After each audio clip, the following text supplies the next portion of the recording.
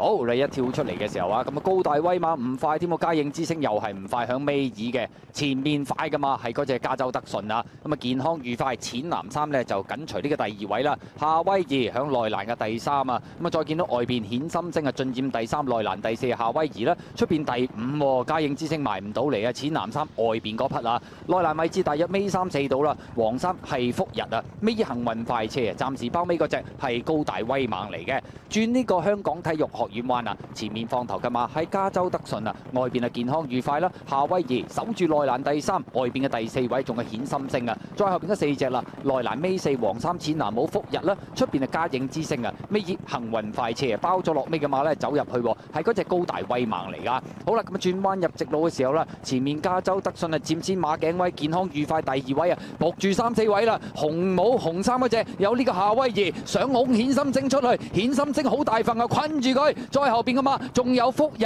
出邊上咗少少係嘉應之星啊，最後200零米健康愉快佔先，埋邊加州德順，出邊顯心星3隻馬，咁啊入邊夏威夷有少少受阻，有位噶啦，出邊福日一條氣咁衝上嚟，再後邊嘅馬呢，仲有嘉應之星啊，最後100零米福日外邊逢馬過馬贏出呢場女王銀禧紀念杯，第2名嘅馬仲係嘉應之星添啊，第3名係夏威夷啊，咁啊至於第4名嘅馬呢？咁啊埋邊位置加州德順，中間顯心星需要影相啊！咁啊結果福日，咁啊終於咁啊都還原基本步，乜嘢配備都唔使，帶翻個交叉鼻箍就可以贏得啦。